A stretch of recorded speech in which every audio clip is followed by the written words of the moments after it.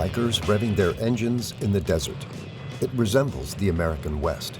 Yet we are in one of the most closed-off countries in the world, where this scene would have been unthinkable just a few years ago: Saudi Arabia.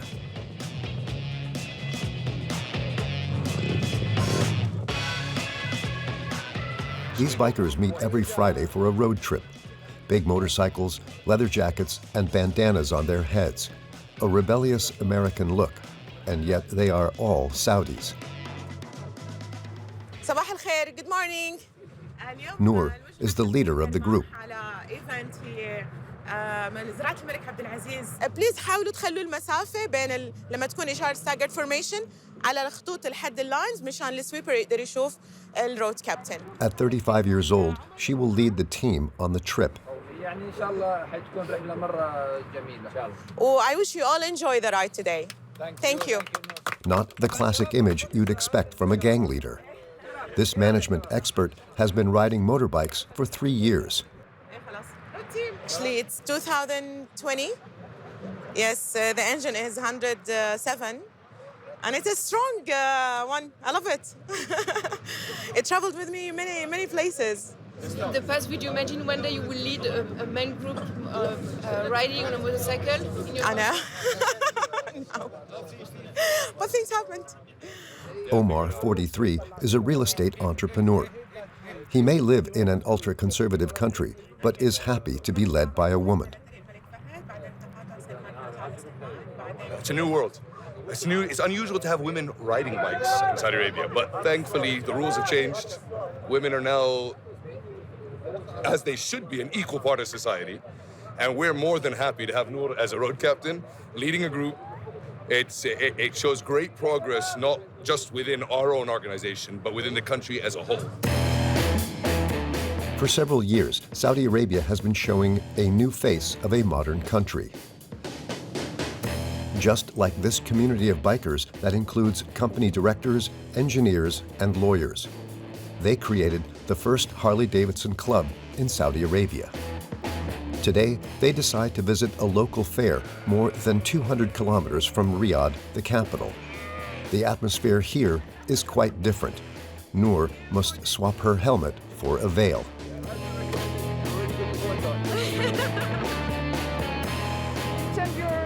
Change the look, yeah. Why?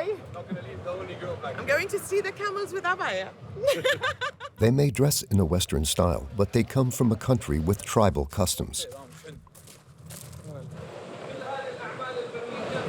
طبعا توقيع فنان العرب محمد عبدو على عمل النزيه. Some fun for the group of friends. So far, the bikers seem to be having a good time. But suddenly, a problem arises. Apparently, our camera is not welcome. The person in charge takes us aside.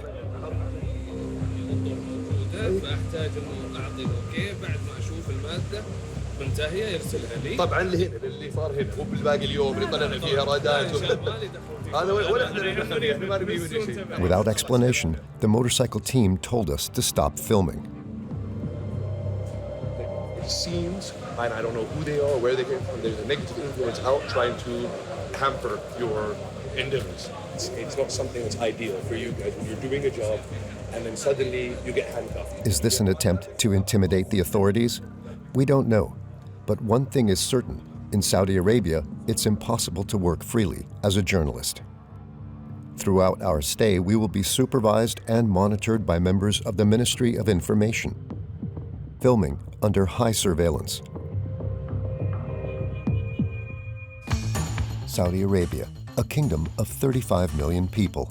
As the world's largest exporter of oil, the country gets most of its wealth from its hydrocarbon reserves. It's also the cradle of Wahhabism, a rigorous version of Islam where religious dignitaries promote a misogynistic discourse.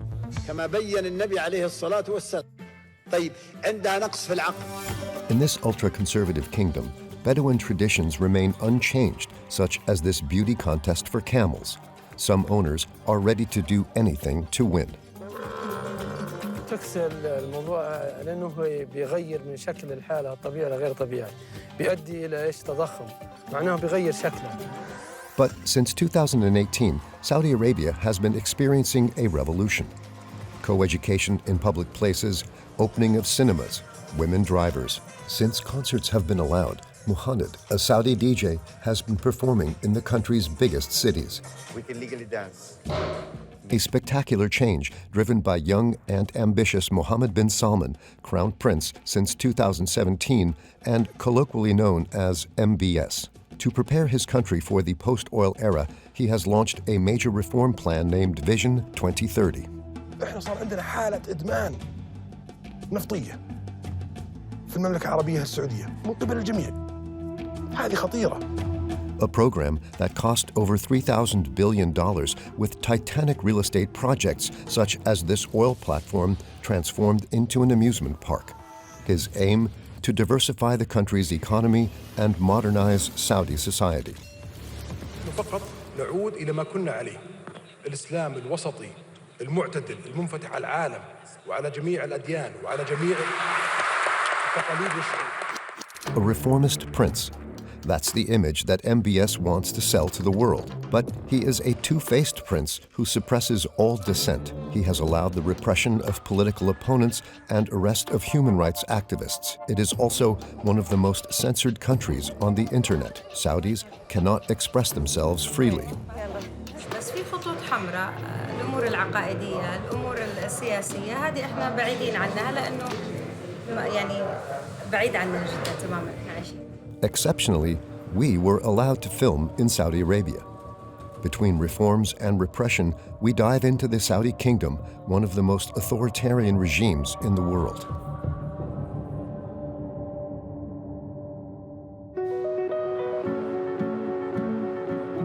A capital with exceptional growth, where skyscrapers are amongst some of the tallest in the world. The city already has about 50 of them. In a few decades, the frantic pace of construction has turned Riyadh into an ultra-modern megalopolis, with brand new shopping centers, luxury boutiques, and trendy cafes. It's a spectacular change that makes its inhabitants proud. 30 years ago, this whole area was just completely empty. There was nothing here. It was complete desert. Abdul Salam is one of the architects of this transformation. The 56-year-old architect has designed some of the most iconic buildings in the Saudi capital. The client asked us to build a tower that is as high as the Eiffel Tower, the Tour Eiffel. And because the regulation did not allow, we designed a building that has the height regulation requirements, which is up to where you see the necklace, and all from the 30th floor up is all empty. You cannot have residents in there. So we created this shape so that it can reach the height of the Eiffel Tower. For the past 4 years, this Saudi Arabian has been working on a shocking project. This morning, in the offices of Omrania, one of the most prestigious law firms in the country, Abdul Salam gathered his best team of Saudi architects. Are they going to be the same shape all the time? Are they going to have patterns? Maybe the patterns are different. Is it going to be used for lighting as well? Yes. Lighting in that night. Cameras. This team of architects won the city's largest contract. No, this is the King Salman Park. This is the biggest urban park in the world. It's 16.5 square kilometers, and it is 5 times bigger than the Central Park, and it is the biggest project in Riyadh right now. An urban forest created from scratch to make Riyadh one of the most livable capitals in the world. It might seem impossible. How will we turn a flat desert airport into a lush, thriving forest? First of all, we'll transform the landscape to provide shelter from the sun and the wind, forming new microclimates and habitats where plants will flourish.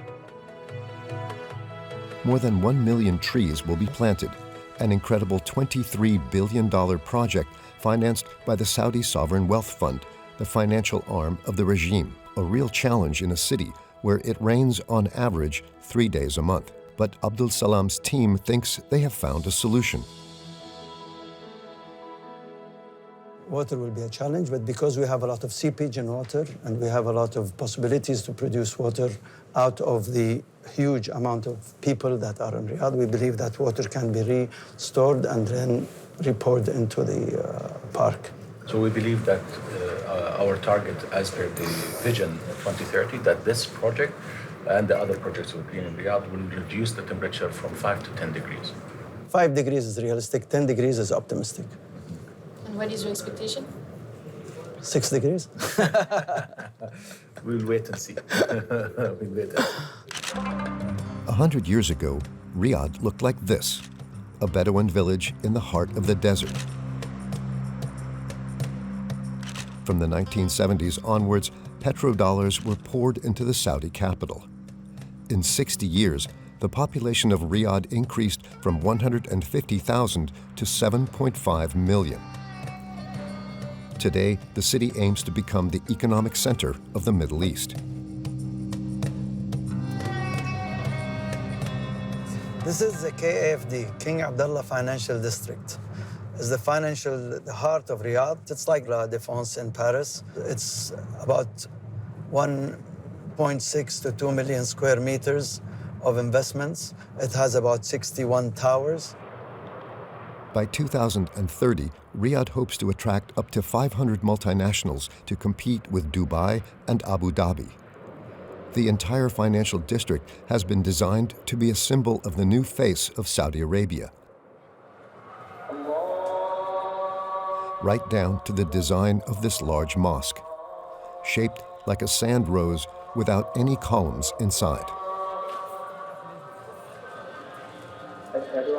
It is a contemporary design. We wanted to design it in the same spirit with the dome and with the classic architecture. We needed to do something that is contextual and that is within the context of the whole district.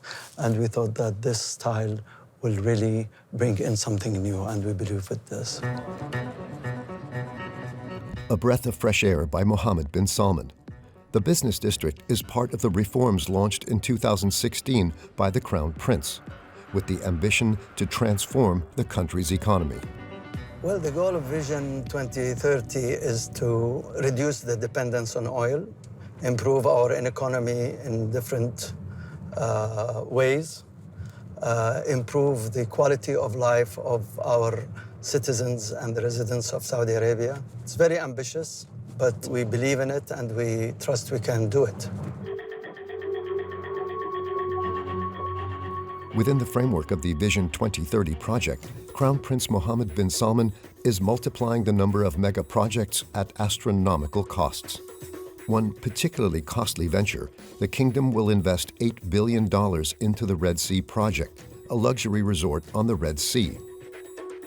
But the craziest project of all goes by the name Neom, the city of the future. اليوم بصفتي رئيس مجلس إدارة نيوم نقدم لكم ذا لاين. مدينة مليونية بطول 170 كيلو تحافظ على 95% من الطبيعة في أراضي نيوم. A megalopolis at the cutting edge of technology built in the middle of the desert along a straight line 170 kilometers long. No roads, no cars, and no carbon emissions. The total cost, $500 billion, almost equivalent to the GDP of Belgium. مشروع ذا لاين هو ثورة حضارية للإنسان. تضع الإنسان أولاً. And to carry out this megalomaniacal project, MBS wants the 20,000 inhabitants of the region to vacate in exchange for financial compensation. But some Bedouin tribes refuse, like these villagers who are protesting against this forced eviction.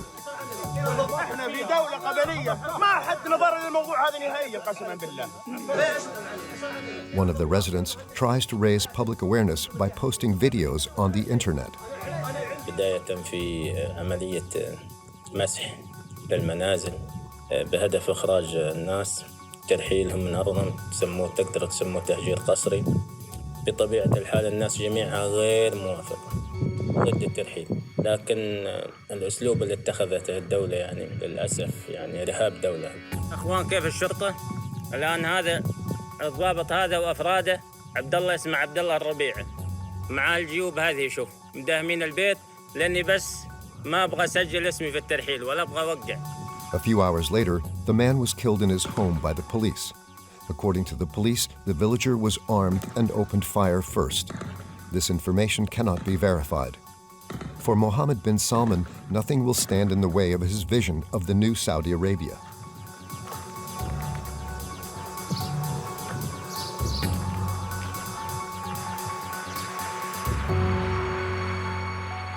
A reform agenda that also includes women's rights. To boost the economy, MBS has lifted certain bans on Saudi women, such as the right to drive.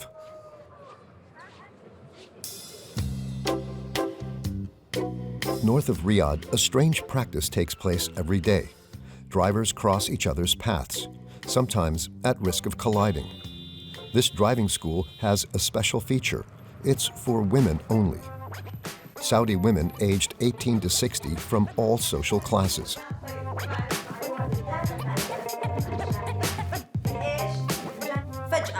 ايش يصير لك انت؟ يمينك في سيارة، يسارك في سيارة، قدامك في سيارة، وراك في سيارة، ايش الحل في هذا الوضع؟ Classrooms and simulators. اليمنى بس فقط اليمنى، ما نستخدم بنات اليسرى. Even this rolling car. Saudi women are allowed to drive today thanks to the courage of certain female activists who would film themselves driving. This practice was prohibited in the country for women.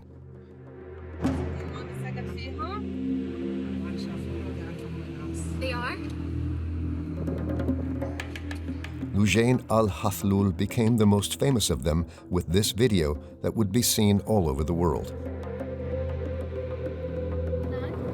قاعدة أسوق بسيارة ملكي وبرخصة إماراتية في محاولة لاستمرار حملة قيادة المرأة للسيارة ونشوف وش يصير. Lujain was arrested with other activists only a few days before the ban was lifted. For her activism for women's emancipation, she spent 3 years behind bars before being released. Saudi women were finally allowed to drive in June of 2018. In the car park, the driving school has pulled out all the stops. 800 cars are available. This morning, Lama, 37, is about to take her first driving lesson. السلام عليكم. لين. تعرفين باسمك؟ لما المطلق. تشرفنا تفضلي. The inspector on the right will first take her around in the car for a little lesson in mechanics. زيت الماكينة طبعاً طلع بهذه الطريقة. يعني تعبئتها من جديد وإذا كان لو يعني يحتاج زيادة زيت وإذا هاي يكون كويس. طبعاً ما نستخدم الزيت ما نطلعه إلا لما تكون السيارة طافية يعني خامل الزيت. Okay. Although this mother has driven in the desert under her husband's supervision, she has never experienced the stress of traffic. هي ريحتني الله يعافيها انها هي مسيطرة على السيارة معي، يعني لو في حال اني انا غلطت او شيء هي موجودة راح. بالعكس هذا شيء مهارة ودي انا من الاول اني اتعلمها. وننزل الهاند بريك مع مراقبة المراية، مراية وسط ومراية جانبية. اوكي. ونرفع رجلنا عند البريك بهدوء. In a country where there is little public transport, a car is almost the only way to get around. So a driving license will change Lama's life. الحمد لله الحين صار في مسموح للمرأة أنها تسوق، اللي مثلا في شغلها اللي في عملها تقدر تروح بسيارتها، اللي مثلا تبي تقضي حاجاتها تقدر. قبل كان في سواق، قبل كان في زوجها، قبل كان في يعني في بدائل، يعني الواحد يأقلم روحه. بس الحين صار أفضل. Behind this historic measure is a hidden economic objective: to encourage women to find a job. خلصنا مهارات اليوم. Almost 200,000 Saudi women have already obtained their driving licenses. خلاص. نرفع الهاند بريك أول. طلبات تجي ما شاء الله هائلة، يعني كل مرة بزيادة. كانت أول شيء قليلة الأعداد، لأن أول شيء الفكرة جديدة.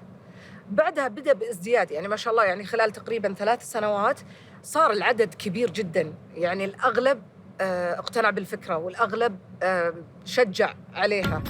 In addition to being able to drive, Lama can now open a bank account, apply for a passport, and travel alone. shocking that until recently Saudi women were not allowed these freedoms without the consent of a male guardian, usually their husband or father. Northeast of Riyadh, a middle-class residential area. Lama lives in this house with her family.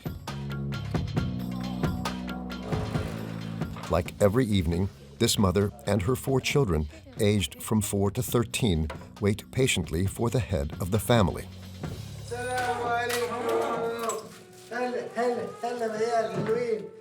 It's 6 p.m.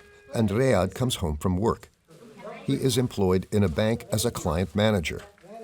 As soon as he arrives, Lama takes care of her husband.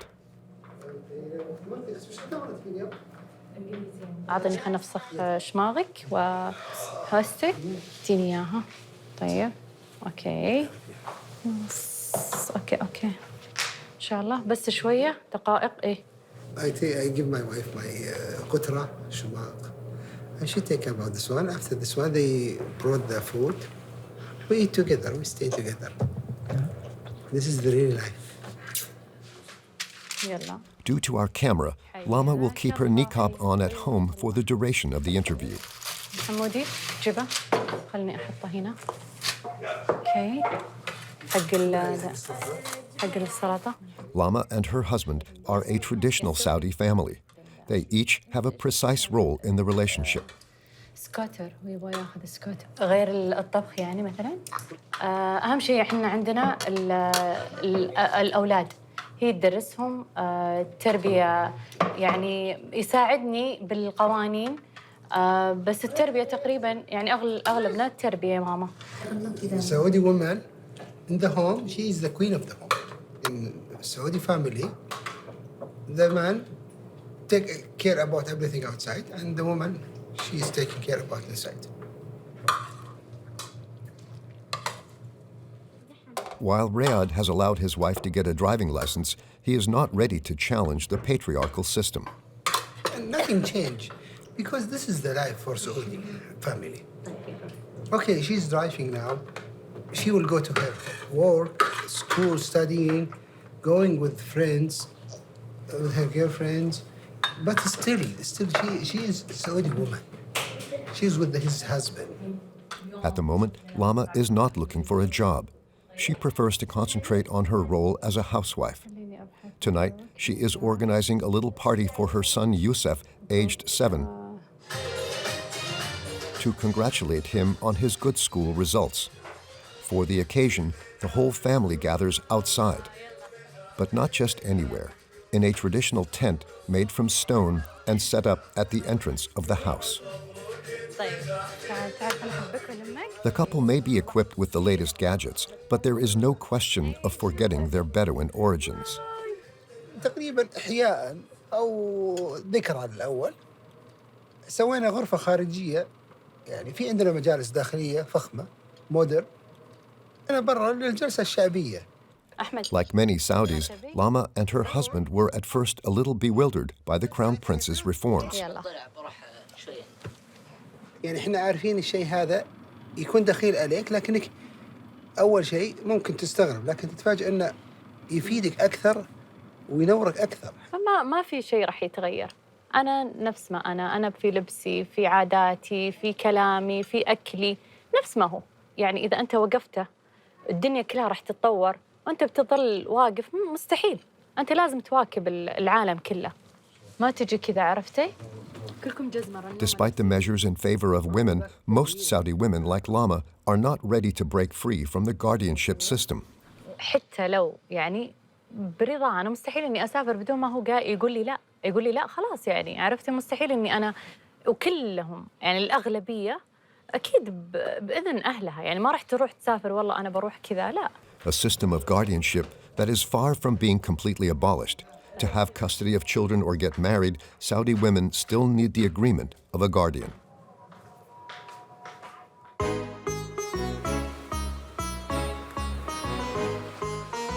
At the opposite end of the country, other women are working to break free from the male gaze, particularly through sport, something that has long been forbidden to them. Jeddah, on the banks of the Red Sea.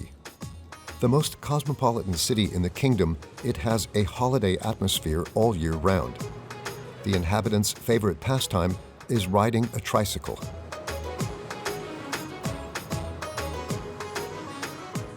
Riding a bike sounds like a normal thing to do, but for Saudi women, it's a novelty.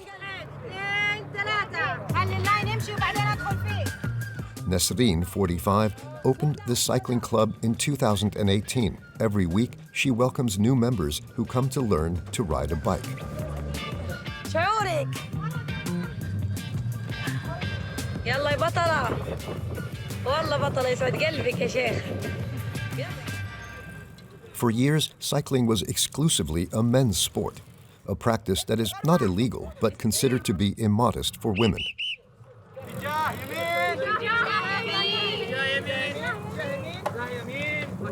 اجيك سيبك السايكلينج اتس اوكي يعني ممكن عادي. موضوع الهروله يعني الجري يعني ممكن كان اول فيه خجل انه المراه تمارس رياضه الجري في الاماكن العامه. الان لا، يعني في الواجهه البحريه هنا تلاقي المراه انها تجري، بالذات ممارسه الجري جدا جدا شيء عادي، صار ماخذه حريتها وتحس انه الموضوع اريح من اول جدا.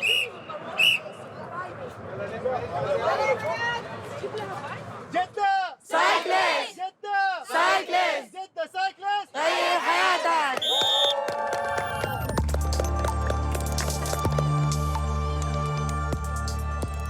At nightfall, Jeddah's residents swarm to the seafront. This is the time of day when Saudis like to go out with family and friends. After training, Nasreen and two of her friends take advantage of their newfound freedom to go out unaccompanied by a man.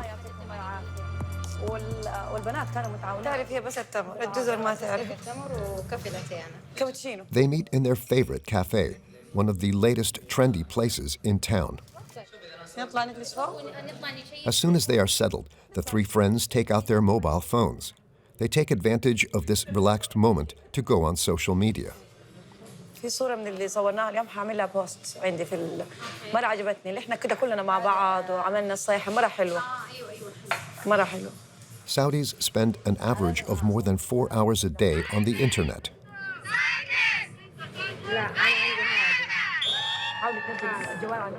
حاليا السوشيال ميديا استخداماتها سناب شات، انستغرام، تويتر، متطلب حياة.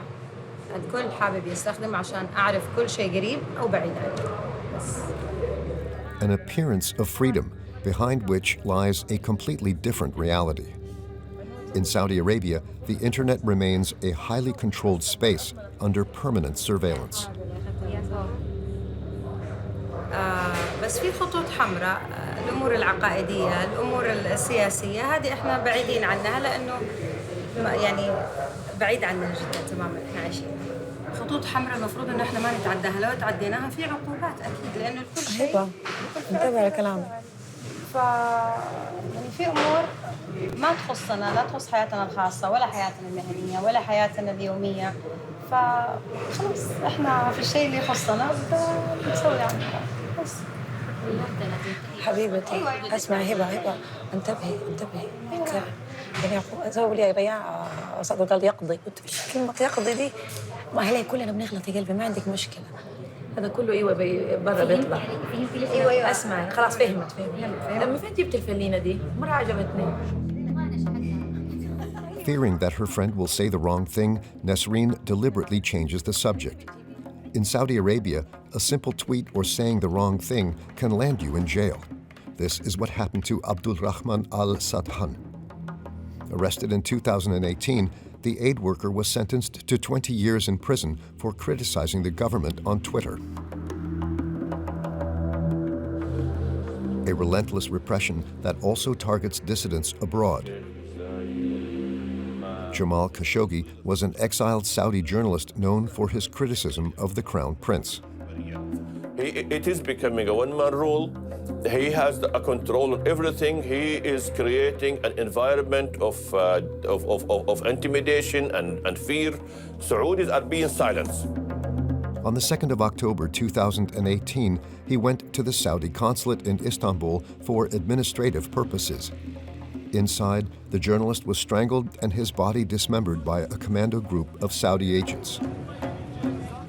Initially, Saudi Arabia denied the journalist's disappearance, before finally acknowledging his murder a few weeks later. It is a heinous crime that cannot be justified. Today, Saudi Arabia is carrying out all legal things to finalize the investigations, to cooperate with the Turkish government, and to present the perpetrators to the court. The Saudi authorities spoke of an operation gone wrong. The American intelligence services accused the Crown Prince of having validated the assassination.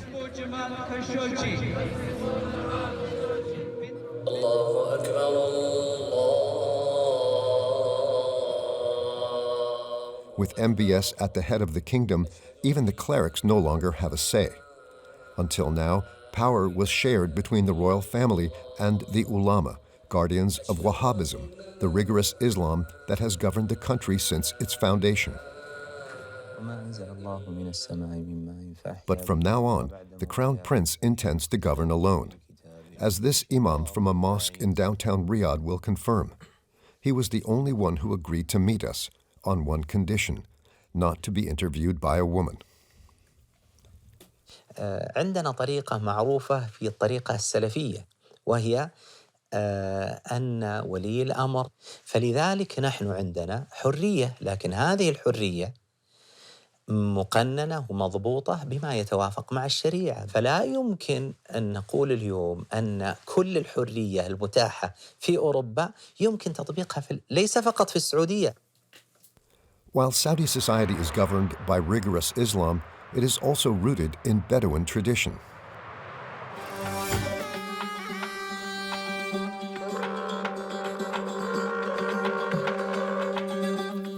In the heart of the desert, thousands of camels take part in the most prestigious event in the country, the King Abdulaziz Festival.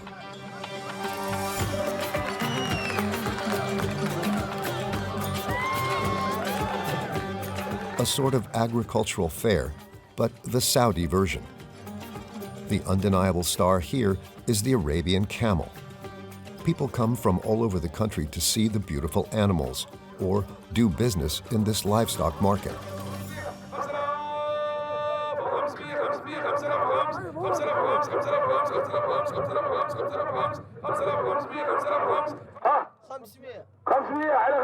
$55,000 riyals, 14,000 euros for this 3-year-old camel. In this fair, camels are sold at a high price. The virtues of the animal's milk are highly praised for a guaranteed rejuvenation cure. It's perfect for the skin. And the cold, you can see the skin, it's perfect. But the main event of the festival is the election of Miss Camel, a prestigious beauty contest that rewards the most beautiful camels in the Middle East. The prizes include luxury sedans and several prizes to be shared, totaling 58 million euros. Nearly 30,000 animals will be paraded before a jury. جناح جماهيرية ومتابعين وأيضا تفيد كثير من الناس في ضخ الأموال في الحركة الشرائية والبيع والشراء فيها مثلها في مثل مسابقات الخيل. Around 2,000 breeders from all over the Gulf countries came to the event. Not a single woman in sight. ويهمنا الاسم أكثر من الجائزة، مع أن الجائزة يعني لا بأس فيها تقريبا الجائزة $1,000,000 ريال، ولكن يهمنا الاسم في المشاركة أهم من الجائزة. The herders have set up camp a few kilometers away. No more tents on the horizon, but huge, ultra-modern caravans. A powerful Saudi owner agreed to receive us. Mohammed made his fortune in real estate and the oil industry. عندي داخله من المسابقة هنا حول 180 والحلال الثاني الجمال الثاني حوالي 400 موجودة عندي فيها ب200 وفيها ب4 مليون وفيها 5 مليون وفيها ب10 مليون المعايير تختلف كثير والله ما أخذها أنا على جهتي كذا وكذا.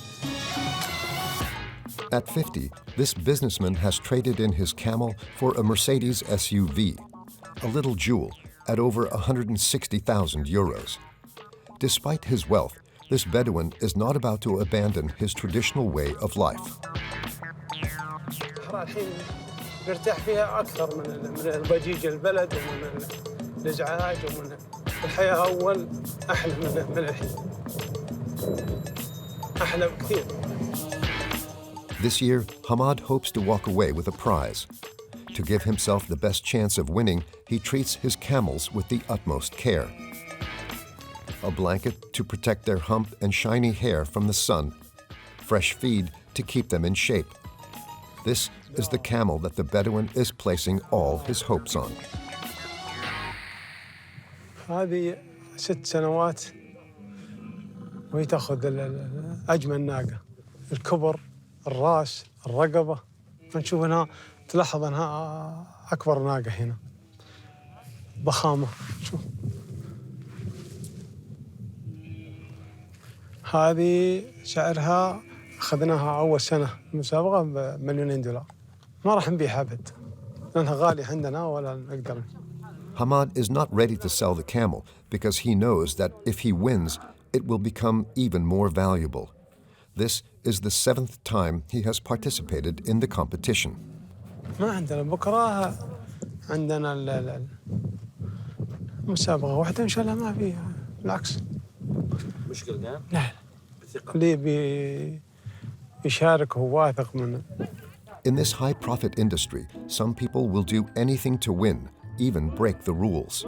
Before being paraded before the judges, the camels are examined by veterinarians.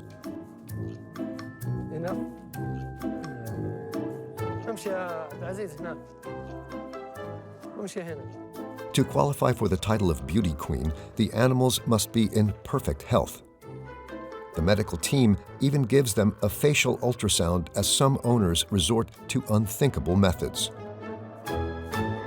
تكسر الموضوع لأنه بيغير من شكل الحالة الطبيعي لغير طبيعي، بيؤدي إلى إيش تضخم، معناه بيغير شكله، معناه يعطيها شكل ضخامة في الأسبال أو الأسفل العليا والشفة العليا، وبالتالي بيغير من شكلها الظاهري وبالتالي بيعطيها شكل أكثر جمالي. A deception taken very seriously, so much so that the medical team set up a tented laboratory with the latest instruments including X-ray machines and infrared thermometers.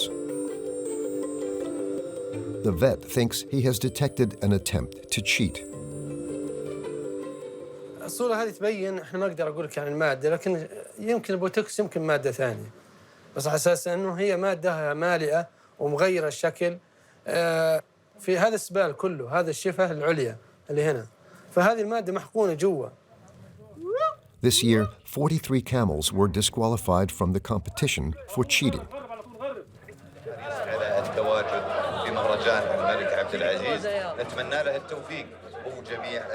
The day of the competition has arrived. There are several breeds on parade, each color having its own beauty criteria. Long neck, round hump, or silky hair. Nothing is left out.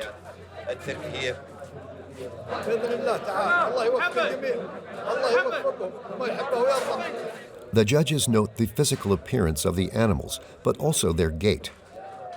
Under the gaze of their rich owners and the encouragement of the public. The results will not be known until the end of the day. Today, a Saudi Arabian owner won the competition.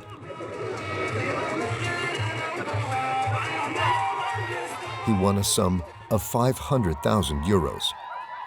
This is enough to shower the members of his tribe with glory, who will celebrate their victory all night long.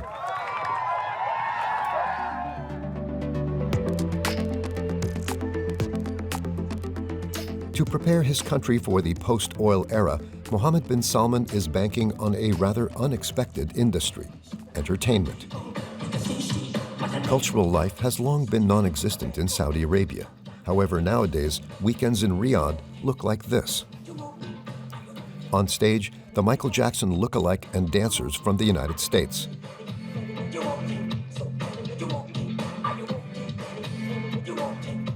An American-style show that doesn't seem to shock the public, not even the singer's somewhat daring performance.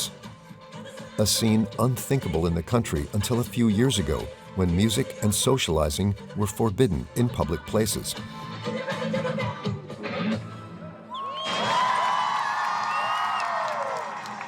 I love Michael Jackson.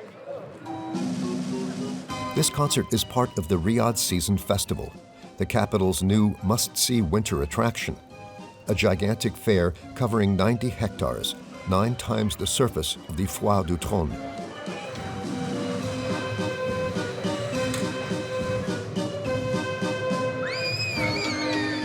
Thrill rides, giant ice slides, the Saudis are experiencing the fair for the first time.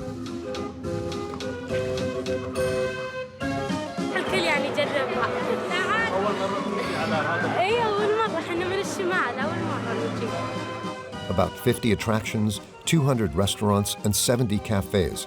The festival welcomes more than 20,000 visitors per day.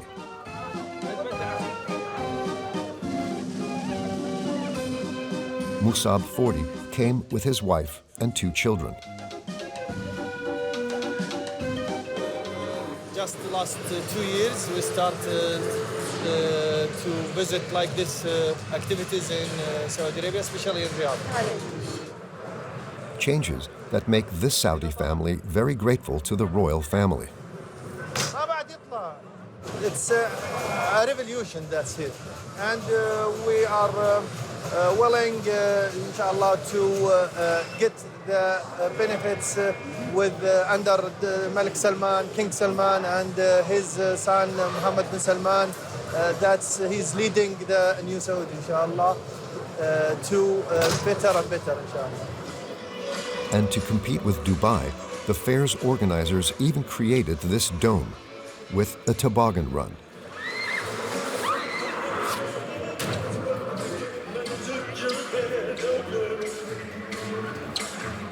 And a children's playground with artificial snow. This mother, who does not wear a veil, is on holiday in the capital with her children. Before we cannot go, we cannot see, we have to travel. Now we don't need to travel to anywhere. Despite the authoritarian excesses of the crown prince, she too has high praise for the royal family. Every time King Salman and Mohammed bin Salman do everything for us, so we know that it will be very perfect. No democratic reform, but more leisure activities for Saudis. In order to get into the good graces of the population, Mohammed bin Salman reopened cinemas in 2018 after a 35-year ban. Today, the kingdom has more than 400 cinemas. Adon is Australian. He has just been hired from Dubai to run this cinema. We've got the replica of the London phone booth as part of the entrance. So from your entry point, you go through the phone booth. Since their opening, the theaters have been packed, and the biggest hits are, of course, American blockbusters. So coming up, we've got some of our December releases. The main ones to look at: No Way Back, Survive the Game with Bruce Willis, who's very popular in the region. In Saudi Arabia, they show the same films as the rest of the world. Well, not quite. Marvel Studios' latest blockbuster, The Eternals, has been censored due to a kissing scene between 2 men. There's censorship for everything that gets released, and that's up to the regulatory body what they decide needs to be cut for the local audiences. So do you know what kind of scene can be cut? Typically, it's anything related to nudity or sex scenes or anything such as that. Despite the censorship, the entertainment industry has a bright future ahead of it. The Crown Prince plans to invest $64 billion in the coming years.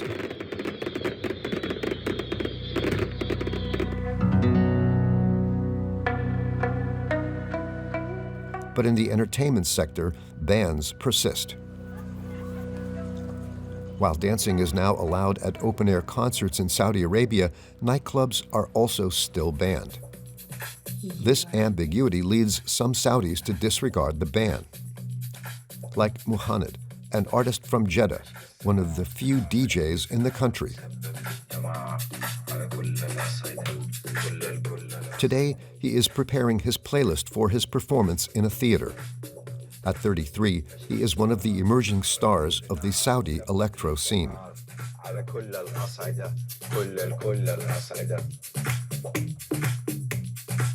It became like one of the most famous tracks in Saudi Arabia. And I say, okay, I made something new. I made Saudi electronic music. Mohammed started to perform as a DJ during his business school studies, at parties with friends. But at the time, these were clandestine parties. It was illegal, like we had our religious police, it was illegal to go create a party, you know, in public. It's against the culture and the rules. So I was just doing DJing underground, and what we do, we do parties at private houses. That's how it's been happening until things are like became official, legal. Tonight, Mohammed will perform a concert never before seen in the country. The DJ will meet us a few hours later in this theater. So we test main first. The music space is Jeddah's only venue for independent artists. Can you go low volume, because I have so much headroom? I'll make it 0, huh? I'll make it 0. Before the audience arrives, Mohammed prepares his set. It's a big moment for him and many Saudis. Today is very special for electronic music people because it is the first time we will have a dancing event. So I'm very excited, and I just hope, for the people that come for the first time and experience this kind of music for the first time, they enjoy it, and we leave them with a good experience and good impression, so they want to do it again. We can legally dance. Well, not completely. Abdullah, the manager of the venue, is a bit nervous. He knows that organizing a dance party in an auditorium is still illegal. So he takes the risk that the police might turn up at any moment. Because this is an indoor place, it might look like a club, and it's still not allowed to have clubs in Saudi. So that's why. If it was an outdoor area, an outdoor concert, it would be fine because it's a one-time kind of thing. But this will look like a club, and we're not sure. Maybe it will be fine, maybe it will not be fine. So we're just being on the safe side. Abdullah is right to be afraid. In the past, concert halls have been closed down by the authorities for holding dance parties. At the bar, they offer some snacks but no alcohol, as it is strictly forbidden across the whole country. The guests are mostly Saudis, and they have been hand-picked to avoid any issues. At first, everyone moves quietly in their seats. Mohammed turns up the sound to liven up the atmosphere. Guys, don't be afraid to dance.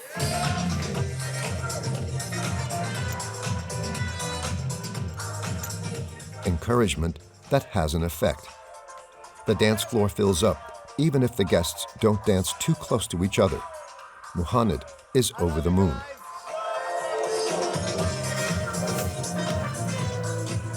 On the dance floor, the traditional dress code was left behind. For these young people who have grown up in an ultra-strict country, this evening is a real bubble, like for this Saudi woman from Jeddah. It's honestly an amazing experience. I've lived here my whole life, and it's crazy to see something like this here. It's a great step forward, and it's slowly going to get even better, and I'm just excited for the future of this country, and the energy is insane, the people, it's great to have this here. It's 1 a.m. They have to pack up. Thank you for coming. We will do this again for sure, all right? How was it? Yeah. How was it, Mo? Was excellent. I said all what I have to say. Yeah. Since our filming, other dance parties have been organized in this theater without any intervention from the authorities. By encouraging more liberal morals, Mohammed bin Salman hopes to attract foreign tourists. Until now, Mecca has been the country's leading tourist destination. About 2 million worshippers visit the holiest place in Islam every year. The kingdom is now banking on its cultural heritage to open up to travelers from all over the world. Welcome to a journey you've never imagined. To popularize it, he has invested millions of dollars into promotional clips. Welcome to Arabia, Saudi.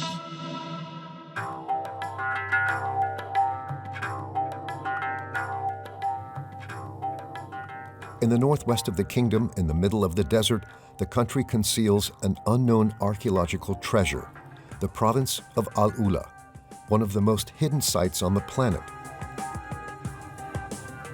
A spectacular cliff setting, majestic tombs carved out of sandstone.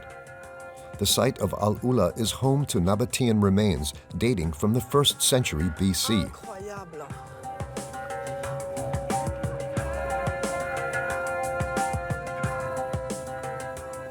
Nicknamed the Little Sister of Petra in Jordan, it's a UNESCO World Heritage Site. Okay, welcome everyone in front of the unique palace, locally named. It's the only tomb in the south. Also, the architectural, it's unique. It has 4 columns instead of 2, just like the rest of the tombs. And it seems that he doesn't like neighbors. He's 1 tomb and 1 stone. These French women are among the first foreign tourists to visit Al-Ula. The country has only issued tourist visas since 2019. Qu'est-ce qu'ils vous ont dit vos proches quand vous avez dit que vous alliez en Arabie Saoudite? Tu es folle. Et vous avez des collègues, des amis qui n'ont pas voulu venir, c'est ça? Oui, c'est vrai. Elles ont eu peur. Ouais, elles ont eu... Oui, enfin, elles n'ont pas eu peur, mais elles n'avaient pas envie de tout le tralala de se voiler. Elles vont être bien déçues quand elles vont savoir que finalement, voilà, on est dans un pays en pleine évolution. Je disais qu'on ne pouvait pas avoir les orteils découverts, on avait des voiles, j'avais pratiqué la technique du hijab, du niqab, etc. Et en fait, on s'est senti très très ridicule à l'arrivée parce que les gens sont habillés, certes, de manière extrêmement décente, mais ce n'est absolument plus obligatoire. Yad is a Bedouin from the region. He took advantage of Saudi Arabia's opening to tourism to become a local guide.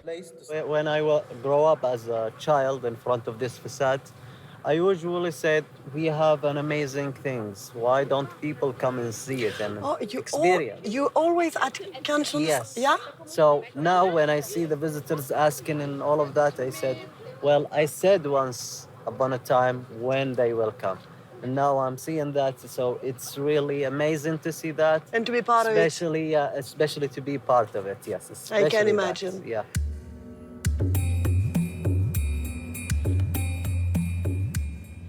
By 2030, the country hopes to attract 100 million visitors. Mais je vais revenir ici avec mes enfants. J'ai envoyé les photos à mon fils hier, il était absolument ébahi.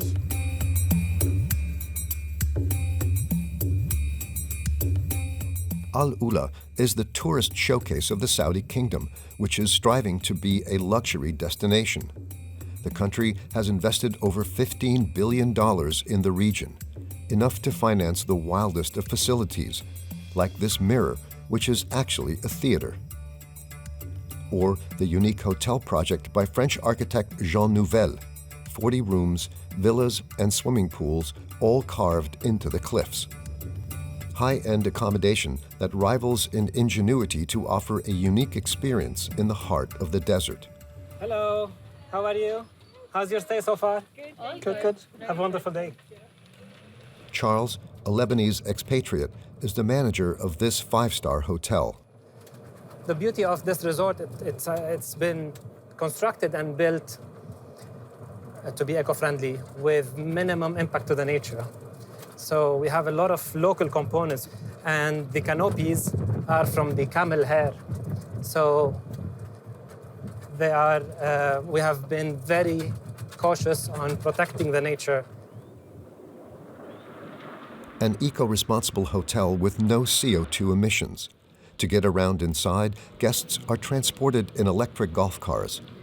The resort consists of 96 villas built in the middle of sandstone cliffs. The price of a room costs between 700 and 1,000 euros per night. the hotel is already attracting guests from all over the world, like this couple from London. Where do you do the wellness? Where does that happen? So this is one of our brand standards and brand ethos. We are a wellness brand, Habitats Worldwide, and we offer these activities for free for our guests, for them to start the day really on a positive notes and positive vibes. I've never been anywhere like this. It's one of the few places that it doesn't remind me of anywhere else. So yeah, it's pretty, very, very unique. A lounge bar and a fine dining restaurant. But what makes this place unique is the infinity pool. This luxury hotel has all the assets to attract the most affluent foreigners. Well, almost all of them. Here people can swim, men and women, or? I'll have to skip this question. But we have one of the largest bars in the city here, and we offer elixirs and mocktails. Do you serve alcohol? Not, alcohol is not served in Saudi Arabia at the moment. You think it's going to be maybe soon? There are talks, but nothing has been made official yet. Even if it is still far from the festive atmosphere of Dubai, the hotel is fully booked every weekend. By 2030, the tourism sector is expected to create 1 million jobs in Saudi Arabia.